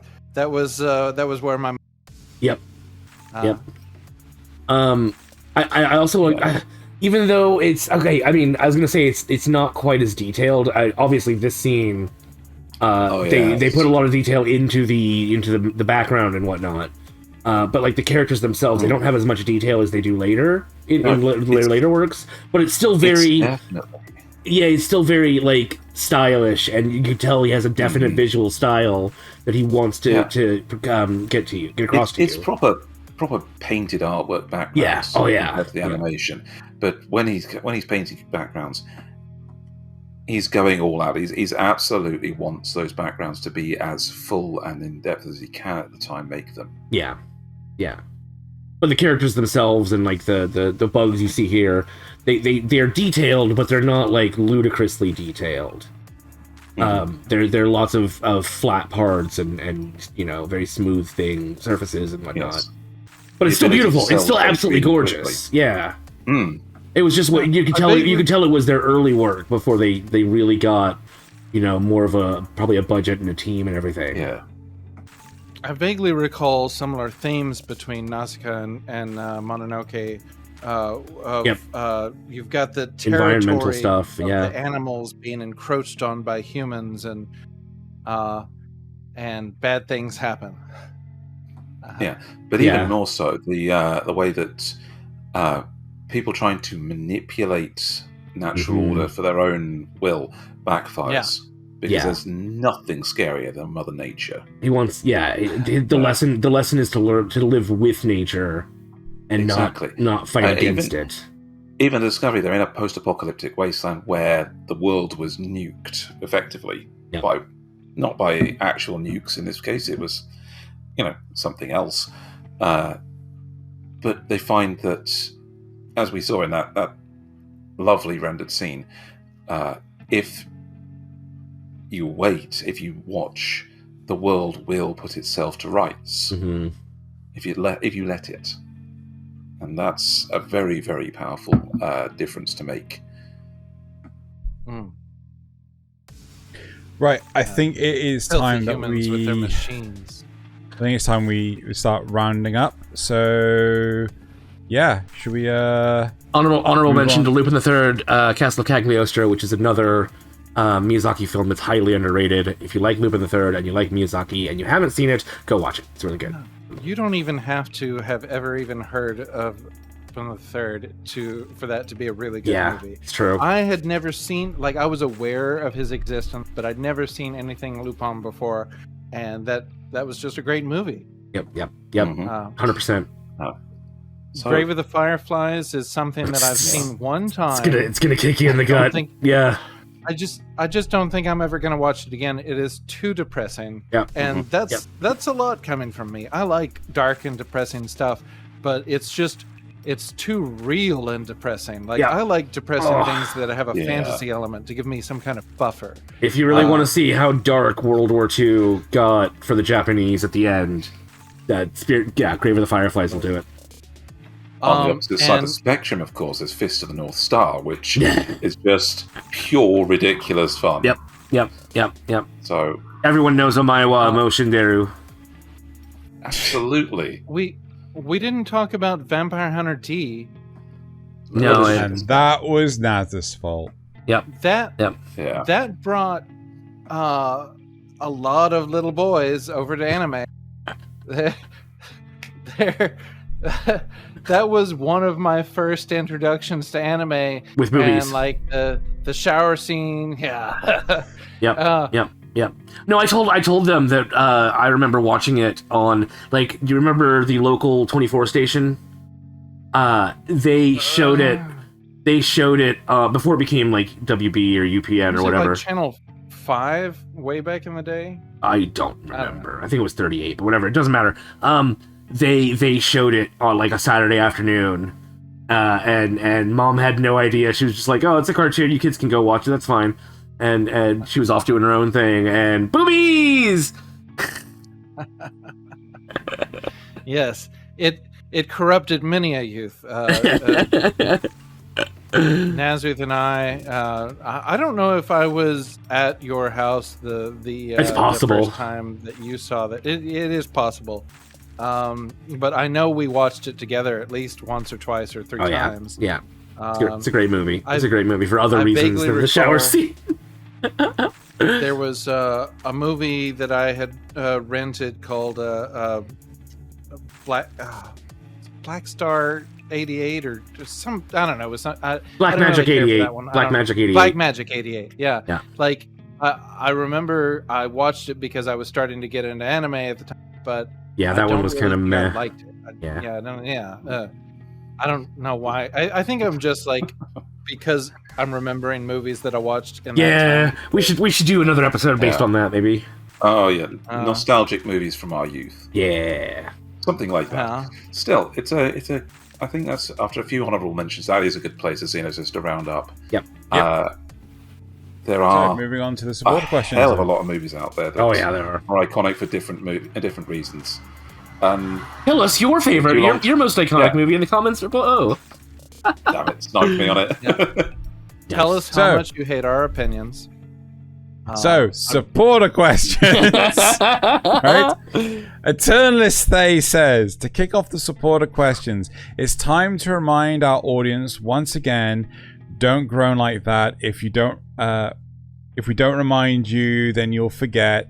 It's time to hit the like, subscribe, and bell, followed by the comment about where Xeno is wrong, so we can all read it. And then you can find all the extra content in the description. Join the Discord and glance idly at the Patreon. We read every comment and appreciate every single one of you. Yep, very true. So, very true. Whoever that turtly old Thay guy is, he's on the ball. Eternal Thaylien says, you've heard of Alphabet Soup. It's tasty, tangy, and packed full of those important pasta shapes. But get ready for the newest competitor in town, Times New Ramen. Oh, fucking Christ.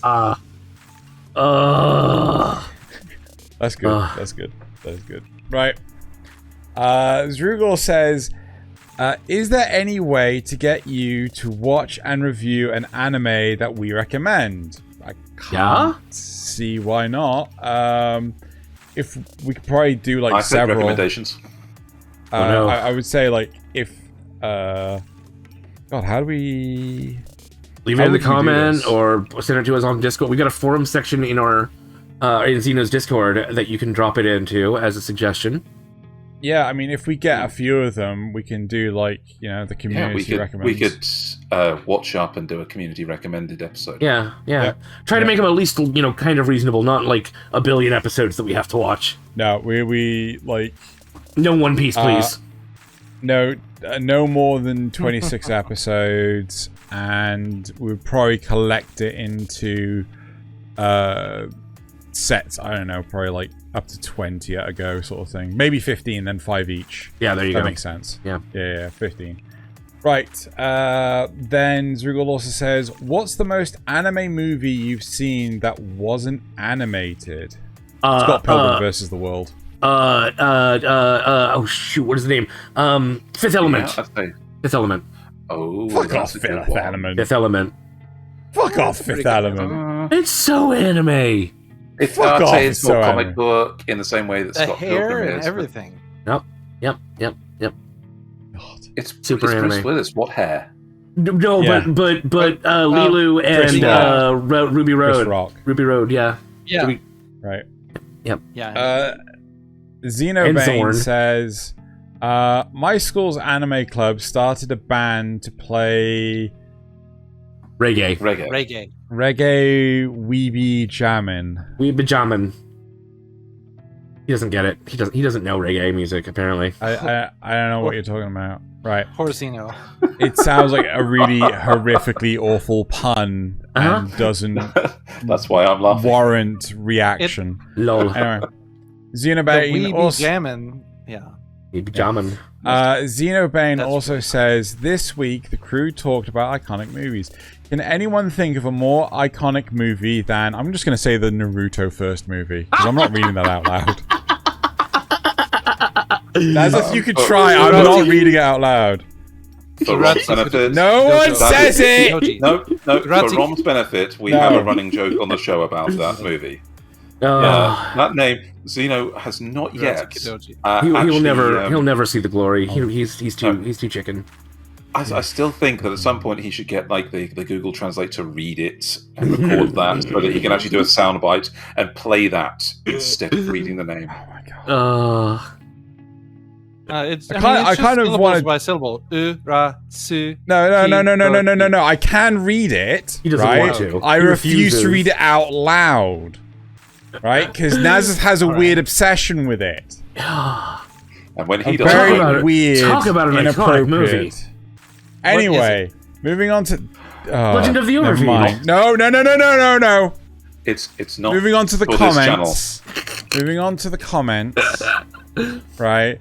Kanpai Cast After Dark. I hate you so much. Right. Nick Evans says, I'll hippie say that pappy. one. It's from Winnie the Pooh. It's Hippie Pappy Birthday to Loz for last week. The fifth day. Well, it doesn't say to Loz. It just says Loz. Yes, because Okay, he's fine. not here, but he was Yeah. last week, and I don't know why that's a comment that you're reading out here at the moment. Because maybe he'll see Maybe this. Why you Well, fucking I don't wrote it know. down? Anyway, fun fact for Xeno. You can convert diesel engines to run on vegetable oil instead. It's not really any better or worse for the environment apart from the sustainable aspect, but it does make the car smell like a donut shop. Yep. To be honest, the only reason why I didn't go with anything mechanical is because I don't do mechanics. That's why I went electronics. But I get what you're saying. Why did you give him all of this to read? This is a dick.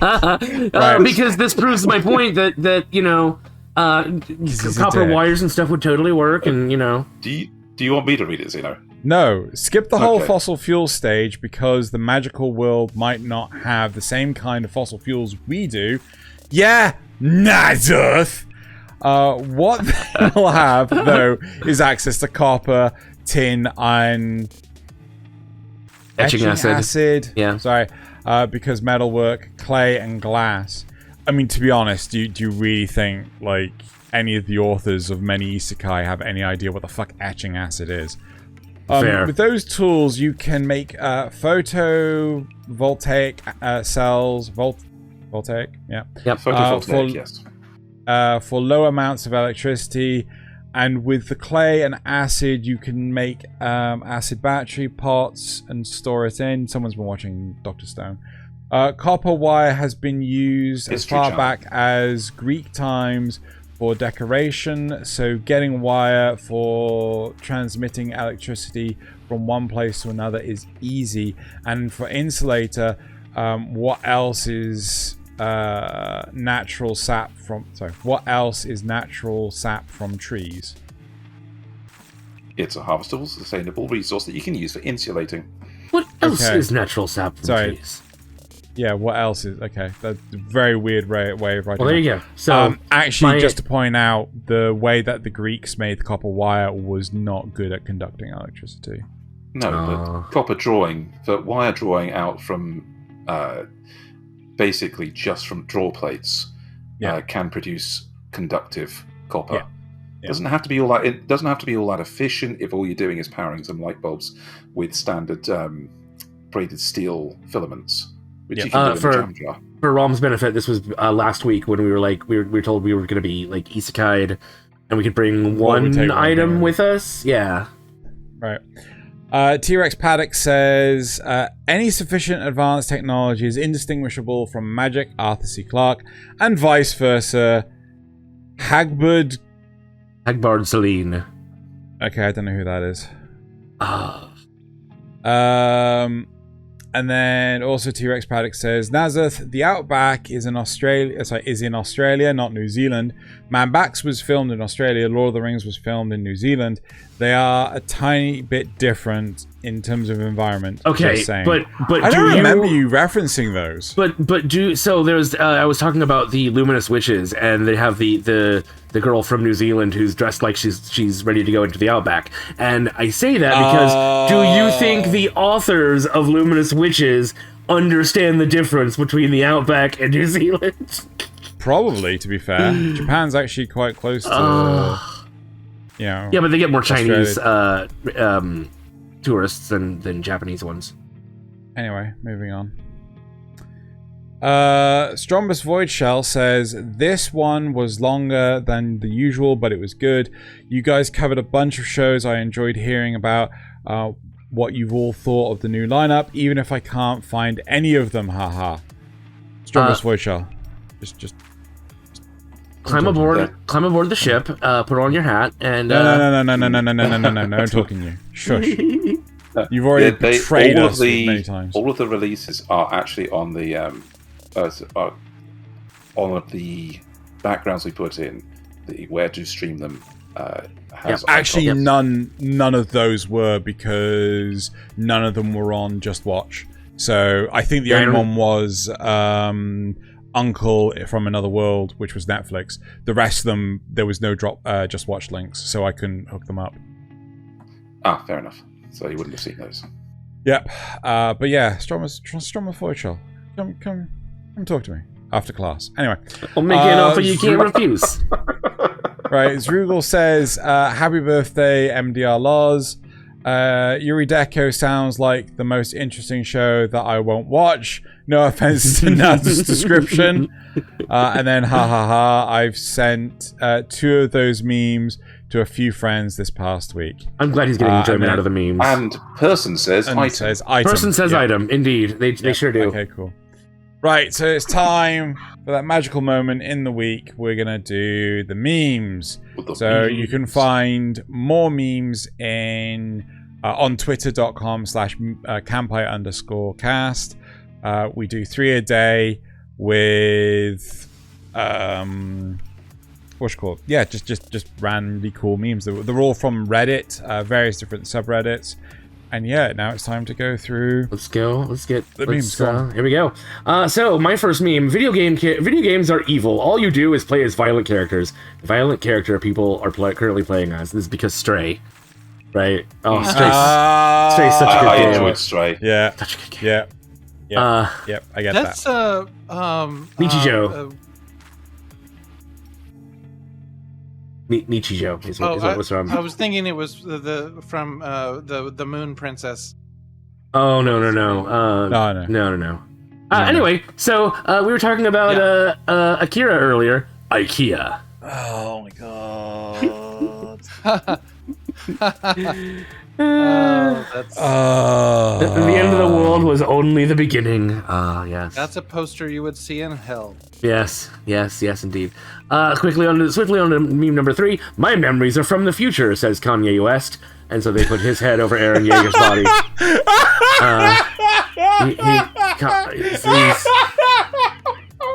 Aaron Yeezy, you might say. They're not wrong, but you don't have to say What's the it. anime?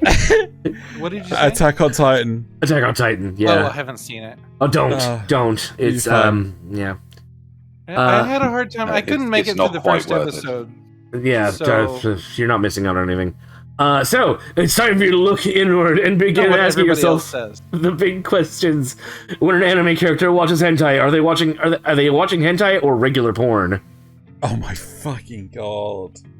I mean, it's a legit question. Are they? Because they're in an animated universe and they're watching something animated. Next. Goku beats either Goku beats Saitama, Team A, or Saitama beats Goku, Team B, or Team C is they have a baby. What? What? Yeah. What? Yeah. What? I It's think adorable. Okay. the somehow child of Saitama and Goku would destroy the universe. Oh yeah, almost certainly. Yeah. There's And just weirdly looks like Krillin. Yeah, a little bit with a tail though. Yeah. But You know, it's important difference. He has a nose.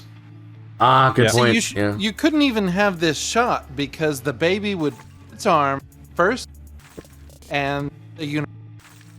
Oh, you're cut So down you're breaking up a bit. You have a fan blowing at your microphone. No. Oh, Let me try that. Okay, so yeah, you have the baby of those two, and am I still breaking up? No, you're fine. Very now. good. Right, and it moves its arm for the first time, and the universe explodes. It's just gone. Yep. All right, meme Right. number 6. I don't understand this trilogy at all. Full Metal Jacket, Full Metal Panic, Full Metal Alchemist. Fucker! Oh, did you pick this too? I did pick this as well. I had my memes in like last night. Ah. Okay. Right. So Different websites. It gets funnier the more I think about it. What's inside the typical American fridge? yep, this is You accurate. got a revolver taped to the fridge door Can and some confirm. C4. Can confirm. Yeah. Right. Then Then number my 2. second meme, Yeah, which is, there we go. Just Texas You gotta things. keep your gun cool. Yeah. Yeah, clearly. Hmm. Or just not loaded. That's a good start. Then we got meme number 3. So this is an office joke where if you're watching the current season of Overlord, makes a shit ton of sense. I'm not watching it because fuck that. Yeah, basically the premise is that the Emperor, just trying to live a normal life, and then Einstein just turns up randomly. Just no explanation as to why. Everyone thinks, oh, he's clearly come here because he knew the grand plan after. Nope, he just turned up because he wanted to. Yep. Number 4. Made in Abyss. Wow, this sure looks like a wholesome and innocent. I can't wait to see to have a relaxing time watching this child-appropriate anime. I bet nothing traumatic or upsetting will happen. Nothing at all. To these No. adorable children. Nope. They're perfectly safe all the way down. Have you Yeah. not seen Made in Abyss? You need to see Made in Abyss. That looks awesome. It is awesome. And Although I will say, watch Watch the first movies. 2 movies. Yeah, don't watch the first And season. then the Watch the second movies. season. Yeah. wait, what? Don't watch the first 2 movies. No, No, don't watch the first. Shut up! Shut up! Yeah. Right? Watch the 3 movies and then the second season. Right? Skip the That's- first season entirely. When do I watch the first season? Never. Don't, because don't? the first 2 movies cover the first season. In a much So better that's hard. format. You don't. Yeah. Right. Now moving on to my 5th meme. Oh dear. Ark, we have a new member. Oh, it's rare to see another undead. I shall partake in welcoming our new friend. Hey there, I'm called Sato Kazuma. So this is Overlord. This is Skeleton Knight in Another World, which is amazing. And this is Konosuba, which is also amazing. Yep, I still have like 2 episodes left to go, I think. yep. So good, right? And then my last meme, Your last meme. which apparently Nasuth broke. Yeah, as always. Where are the memes? He always breaks it up. Breaker there they are. things. So let's turn on Xeno 6. And let's make this big So- again so everyone can see. It's fairly easy. God. Death Note, Saitama, and then you got Squidward at Death Note's grave. That's funny. It's so good. It's so clever. That is. Yep, I love that one. That one made me the giggles. Very, very Right. clever. Really, like, I can't even laugh because it's too funny. Yep. It is the genius. Right, well, that is it for this week. Thank you very much, Rom, for joining us. Everyone, you can find Rom's details in the description below. And next week, we haven't planned out what the episode is going to be because that's effort. And yeah, so thank you all for listening / watching. And now it's time to bottoms up and Kanpai! Kanpai! And don't forget to find my AMVs on YouTube. My last plug of the evening.